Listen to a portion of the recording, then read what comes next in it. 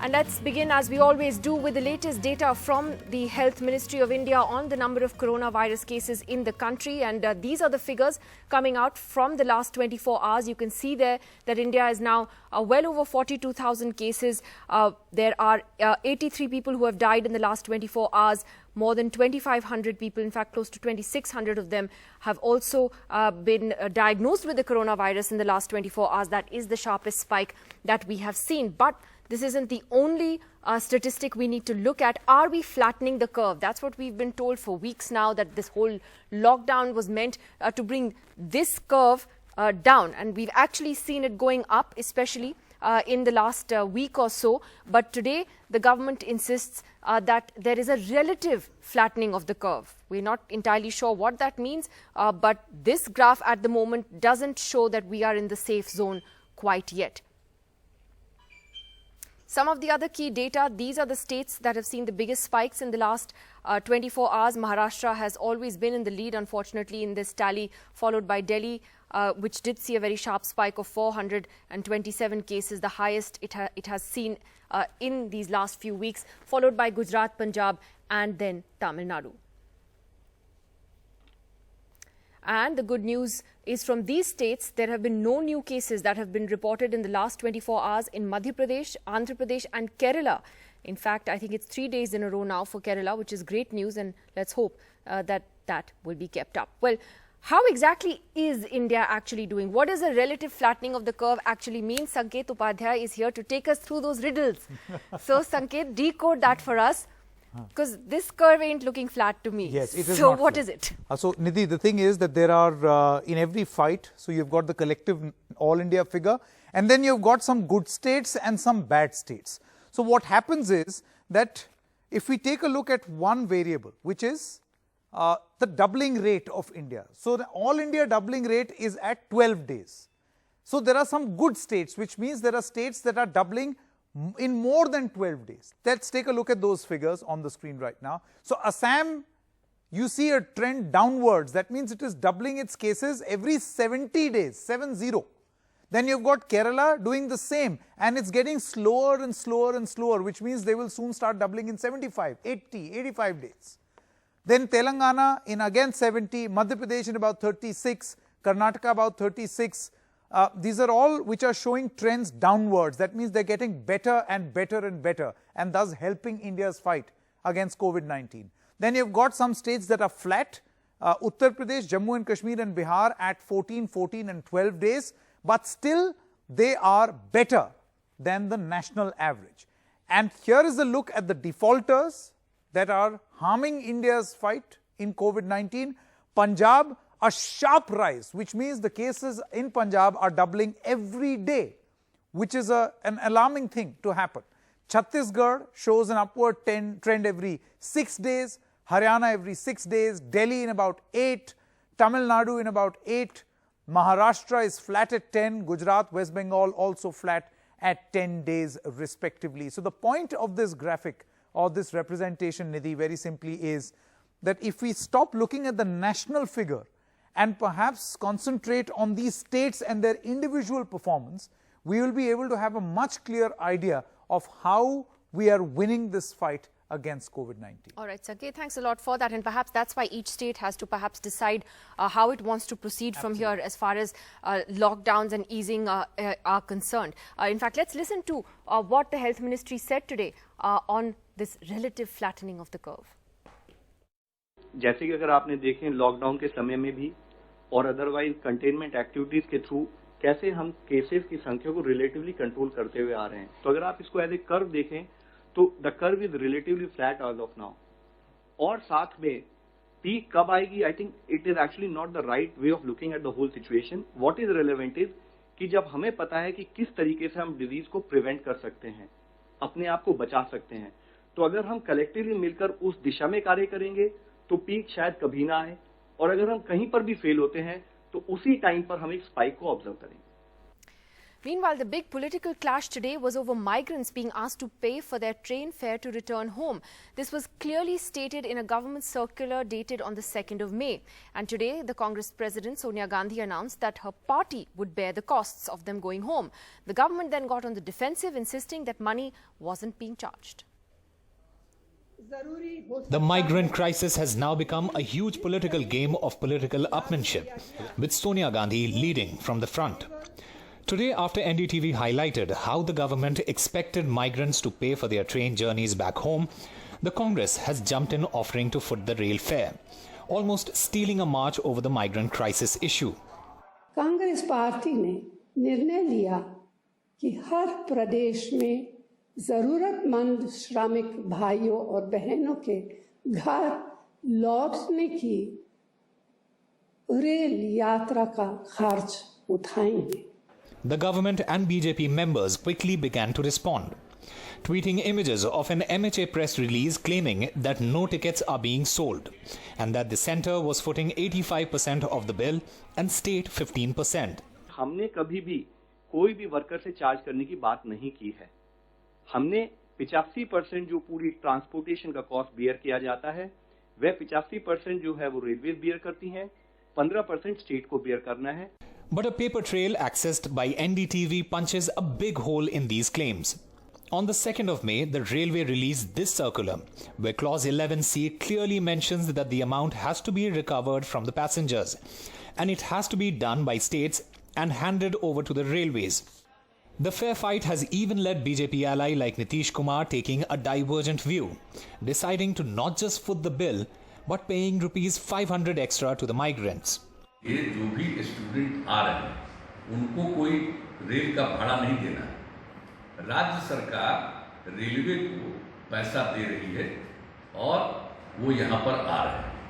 The railway's fare policy seems to make for unfair politics. Already distressed and under pressure over migrants stranded for over a month due to lockdown, state units of the BJP had sent their red signal to the central leadership, forcing a change in policy for travel. The fare fiasco many feel would hurt their political fortunes a little more. Bureau Report, NDTV. And as that political battle plays out, the fact is that on the ground there are thousands and thousands of migrants who are still not being able to go back home. There are pictures that have come in today from Surat and from other parts of the country. They're agitated. They want to find a way to get back home. My colleague Uma Sudhir spoke to a group of migrants who are stuck in Begumpet in Hyderabad on their journey home. The government has created an online platform in order to register migrants, but that does not seem to apply to workers like these who are in fact beginning to work everywhere. कहाँ पे जा रहे हैं आप लोग? झारखंड. चल के? हाँ, पैदल चला जाए. रजिस्टर नहीं किया, आपका नाम नहीं लिखवाया? वो नहीं किया है. वो लोग नहीं ले रहा है. किसको आपने पूछा? वो पुलिस तो अभी तो उधर भी आदमी सब जा रहा है तो नहीं टिकट लेके नहीं ले रहा है, बनाने नहीं देता है. चल के जाएंगे यहाँ से? हाँ, चल के जाएंगे. क्या करेंगे इधर? आपका नाम क्या है? भीमा सोरेन. और कौन से जिले से हैं? साहेबगंज जिला है. कितना दिन लगेगा, आइडिया है? आप सब एक ही साथ हो? हाँ, एक ही साथ है. हाँ. कितना दिन लगेगा, कुछ आइडिया है? 10 दिन जैसा. अरे 10 दिन. पुलिस ने नहीं रोका कहीं पे? नहीं. So he says he's going to take 10 days to reach his own estimate, but he is going to set off on foot. यहाँ पे अभी नहीं रहना है, सोच लिया आप लोगों ने? नहीं दिया है ना, इसीलिए तो जा रहा है हम लोग. वेतन नहीं दिया, पगार नहीं दिया? नहीं. पगार नहीं दिया? नहीं, कोई पैसा नहीं है, इसीलिए पैदल. आप क्या काम करते हो? कंस्ट्रक्शन का काम? नहीं, नया बिल्डिंग में काम कर रहा है. बिल्डिंग का काम. So all these people in fact from Jharkhand who are trying to go but not getting their salaries has frustrated them and they are going to head home. Well, joining us on NDTV this evening, we have Lalita Kumaramanglam, member of the BJP with us, Manish Tiwari, Lok Sabha MP of the Congress, Dilip Chenoy, Secretary General of FICCI, the industry body, and Nikhil Dey, activist and co-convener of the NCPRI, are joining us this evening as well. I want to ask the Nikhil Dey first, because you have been dealing so closely, Nikhil Dey, with the distress that the migrants are going through. You are part of an organization which is actually taking distress calls from them. What is the situation on the ground despite this sort of belated awakening by the government that something needs to be done for them? The situation is really pathetic. Actually, the government should have been doing what this network of about 100 volunteers called the Stranded Workers Action Network has been doing. There have been distress calls, SOS calls from across the country, some 17,000 people and about 1,500 groups. And twice these people have been asked every time when they are asking for some help. Some help is also provided and questions are asked, and the answers are really dramatic. About 50% of them have less than 1 day's food left. They have less than 100 rupees, about 65% of them have left. Where are they going to be able to pay for anything to come back? And these are things that the government should have been doing. If you look at this whole network and how it's been dealing with it, if you look at what the employers have given, there is almost no one who has been paid by the employers as they were supposed to have been according to government orders. And more than 90% have not got any government aid at all. So we have lakhs and lakhs of people. The 17,000 is quite a good sample size. Yet we have this situation where they are desperate to come home, but they can't, where they are, they can't live, they can't come home either. They have no employment. And somewhere this whole idea of what the government, I don't know what it's been doing for the last, at least during the lockdown period, it should out this entire system for them to move in batches and go back so that it could have been done in a far better way. Now we have, for instance, in Rajasthan, 17 lakh people who have registered who want to go out or come back. Gujarat apparently has 20 lakh. Telangana has something like 15 lakh. How are these lakhs of people going to go? Not in these trains which carry 1,200 people. Absolutely. And they don't have the money to pay.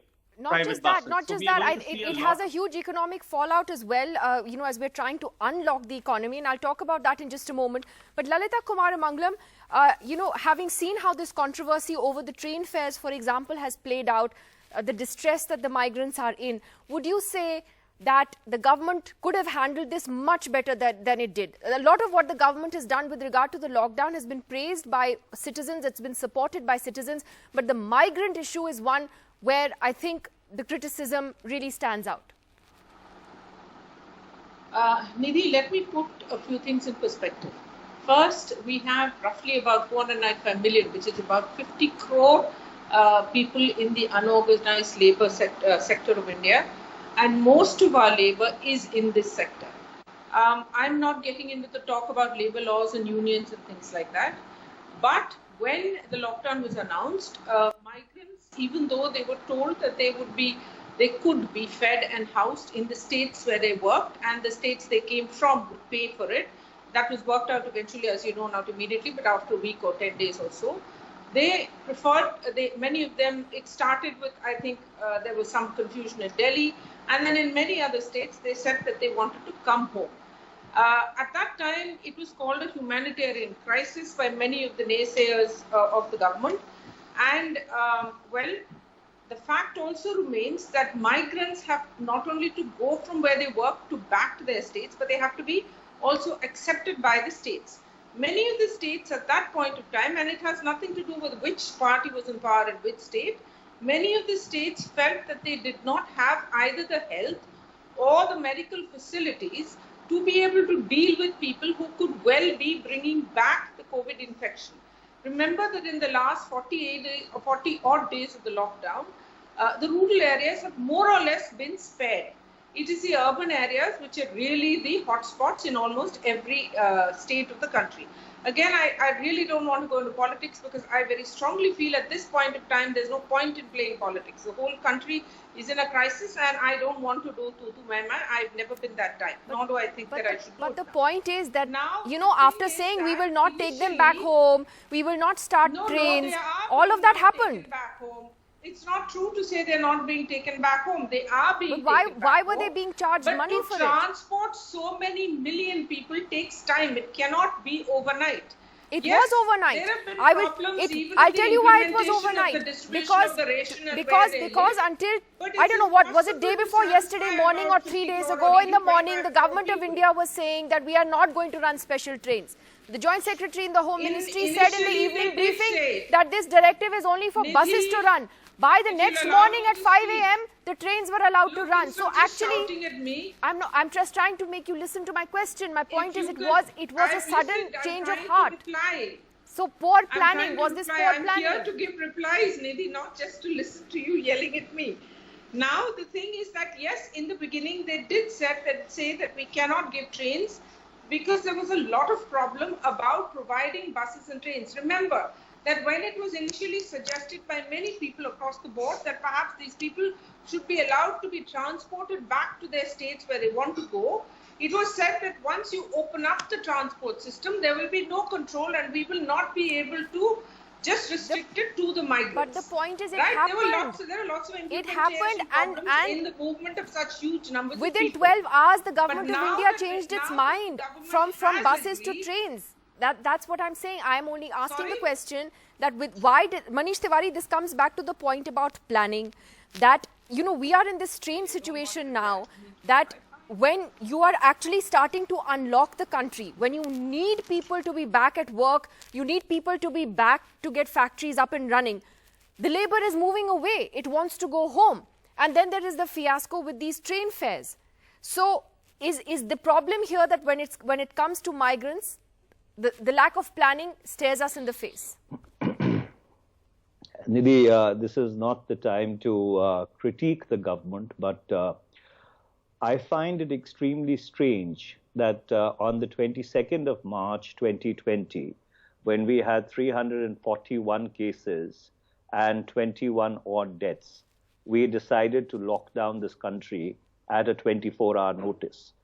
And today, when we have over 40,000 cases and 1,361 deaths, and the curve is spiking, notwithstanding whatever spin the government may want to put onto it, we've decided to reopen. In fact, I think we are the only country in the world which has decided to open a lockdown when we are spiking rather than the curve flattening out. So therefore, there is absolutely no logic to what the government seems to be doing. If you look at Italy, or if you look at Spain, or if you look at Wuhan, from where this original idea of a lockdown came, those countries opened the lockdown when the curve had completely flattened out and no new cases were coming. Insofar as migrants are concerned, I think this is a blot on the collective face of India, the absolute abject manner in which we have treated our poor over the last 40 days. By government's own estimation, figures that they gave to the Supreme Court in response to a public interest litigation, 46 lakh odd people are in different migrant camps across the country. Now, these are people who were trying to get from one state to the other. They were detained and they were quarantined. There are another 99 lakh people who are being fed by different state governments and NGOs. Now, these could be a combination of those migrants who wanted to go back, or those who possibly were working in a particular city. Now, at a point in time when you're telling everybody that please go back and be in your homes, be in the comfort of your communities, how can you tell the migrants that no, you need to reopen the economy, so you need to stay back. You do not have the liberty to go back to the comfort of your home and hearth, where you would feel secure among your communities. So therefore, this entire thing from day one has absolutely and completely been mismanaged. It has been mishandled, to put it very lightly. And all those people who are making the case, with regard to the spread of infection, may I very respectfully say that these 46 lakh people have not lived in the most sanitary of conditions. And all those people who have walked back home, you are not seeing your hospitals being overwhelmed, or for that matter, and I use this with a great sense of responsibility, your cremation grounds or burial grounds really overflowing. This is suggestive that there is a certain amount of community immunity or a herd immunity which may have developed. Manish, before I get into that, I do want to ask Dilip Chinoy of FICCI, I mean, what is the road ahead, Mr. Chinoy? Because there is a genuine problem of when you're trying to reopen the economy and there's health crisis is there and you have migrants who are now going back home. I mean, do you realistically see workers coming back in the next few months, or that they'll actually be very, very wary, won't they, to come back? So, Nidhi, there are three parts to your question. The first part is that what is the health direction and what we should do. I think the government in narrowing down the containment zones and classifying them as containment red, orange and green has taken a positive step towards reopening the economy, because unless the economy is not reopened, then there will be no livelihoods and there will be a slight impact on the whole economy and even on the workers and industry as a whole. The second part of your question relates to, the movement of migrant workers currently and getting them back to work. Actually, if you look at the cycle of the Indian economy, given that this is the harvesting season and the sowing season, we're in between two seasons at the moment. Typically, migrant workers went back home and they came back, right? But this time, the challenge is, and why a lot of migrant workers wanted to move away from the cities, because there was a belief and understanding that this is a disease which is actually spread not because of them, but because of people living in cities and the people who came back from abroad. So the best way to actually escape this was to go out and go back to the villages. Unfortunately, it also came at a time where it was necessary to contain the spread of this disease, to prepare the healthcare system to deal with the situation if it got out of hand. So therefore, the lockdown initially was put we said, okay, let's keep this lockdown for 2 weeks and see what is happening.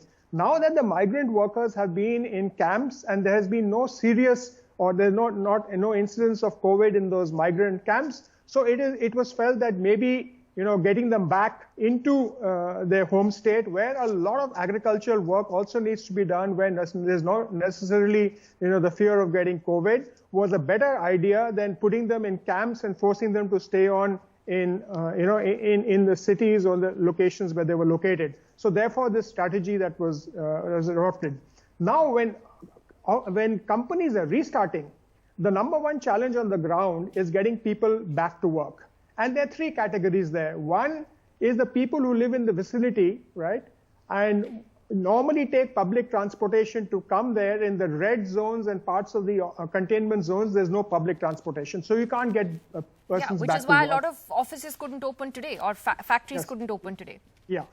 The second is that in areas, even before the lockdown, in essential areas like food, essential goods and pharmaceuticals, when the government had actually rightly said that the wages have to be paid, many people feared going into work because they thought they will contract the disease, right? Contract the infection. Right. And therefore they stayed at home and then they were getting their money. Now they continue to stay at home and want to get paid without even coming back if the factories have started. The third category is people who are actually wanting to go, right? But because they're either staying in a green zone and their work is in a red zone or in an orange zone, the containment zone, the district administrations and the states, and this goes across all things, are not allowing inter-district movement or interstate movement. Okay, so that is the other challenge that you're facing. Yeah, no, that is exactly why a number of industries that were supposed to reopen from today have not been able to, and one hopes the confusion gets cleared up. But Nikhil, very quickly, what is the challenge that lies ahead of us? Do you see workers coming back to cities in the near future, or are they spooked now? They're not going to come back for a while. So the way that they've been treated, Nidhi, is going to make them think very hard before they come. It's also going to be a question of them saying what kind of security are they going to have. I think the number of people who got wages while sitting at home, firstly, there was no home. They were sitting in camps, or they were sitting in accommodation where people were trying to chase them away. There were very few employers who perhaps could even afford to pay them during this period. There is huge uncertainty with them. They do want to get home. A large number of them, we have done no planning to get them home. It's going to be an utter chaos and mess for the days to come when they are trying to get home, whether we put trains or buses or anything else. So because we did not use this time of the lockdown to see how we will get them home in an organized fashion. That we could have done, we did not. Now for them to come back again, they will have to have some sense of security that work will in fact open. They will get enough employment because many of them are very casual workers. They don't get employment through the month. And they have had a very rough time wherever they are. For all our labor laws or for everything else, they've realized that nobody cares about them. Their job security means nothing. They are 90% of the workforce. They are not the poor, Nidhi. They are our workforce. They are the people who run this country. So this is something that is going to cost our economy a lot when we want to turn around. And the entire chaos that exists right now, even now, we are not thinking of them as human beings and what we need to do with them. We are asking questions here and there and then expecting them to plug in. In fact, we're going to focus on this issue in a lot more detail throughout this week as India slowly begins to ease up. Thank you very much to all of you for joining us on that aspect of the story tonight. And I'll leave it there this evening. Sanket is up next with much more on the day's big developments.